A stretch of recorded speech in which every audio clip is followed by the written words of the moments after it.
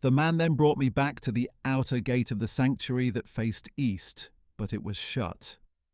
And the Lord said to me, "This gate is to remain shut. It shall not be opened, and no man shall enter through it, because the Lord, the God of Israel, has entered through it. Therefore it will remain shut. Only the prince himself may sit inside the gateway to eat in the presence of the Lord. He must enter by way of the portico of the gateway and go out the same way." Then the man brought me to the front of the temple by way of the north gate. I looked and saw the glory of the Lord filling his temple, and I fell face down. The Lord said to me, "Son of man, pay attention, look carefully with your eyes and listen closely with your ears to everything I tell you concerning all the statutes and laws of the house of the Lord.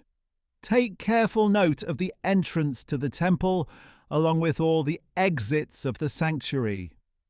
Tell the rebellious house of Israel that this is what the Lord God says. I have had enough of all your abominations, O house of Israel. In addition to all your other abominations, you brought in foreigners uncircumcised in both heart and flesh to occupy my sanctuary. You defiled my temple when you offered my food, the fat and the blood. You broke my covenant. And you have not kept charge of my holy things, but have appointed others to keep charge of my sanctuary for you. This is what the Lord God says. No foreigner uncircumcised in heart and flesh may enter my sanctuary, not even a foreigner who lives among the Israelites. Surely the Levites who wandered away from me when Israel went astray, and who wandered away from me after their idols, will bear the consequences of their iniquity. Yet they shall be ministers in my sanctuary, having charge of the gates of the temple and ministering there. They shall slaughter the burnt offerings and other sacrifices for the people and stand before them to minister to them. Because they ministered before their idols and became a stumbling block of iniquity to the house of Israel, therefore I swore with an uplifted hand concerning them that they would bear the consequences of their iniquity, declares the Lord God. They must not approach me to serve me as priests or come near any of my holy things or the most holy things. They will bear the shame of the abominations they have committed. Yet I will appoint them to keep charge of all the work for the temple and everything to be done in it. But the Levitical priests who are descended from Zadok and who kept charge of my sanctuary when the Israelites went astray from me are to approach me to minister before me. They will stand before me to offer me fat and blood, declares the Lord God. They alone shall enter my sanctuary and draw near to my table to minister before me. They will keep my charge. When they enter the gates of the inner court, they are to wear linen garments. They must not wear anything made of wool when they minister at the gates of the inner court or inside the temple. They are to wear linen turbans on their heads and linen undergarments around their waists. They must not wear anything that makes them perspire.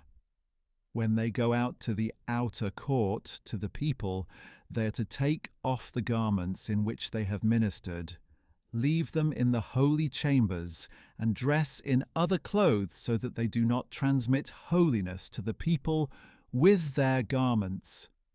They must not shave their heads or let their hair grow long, but must carefully trim their hair. No priest may drink wine before he enters the inner court. And they shall not marry a widow or a divorced woman, but must marry a virgin of the descendants of the house of Israel, or a widow of a priest.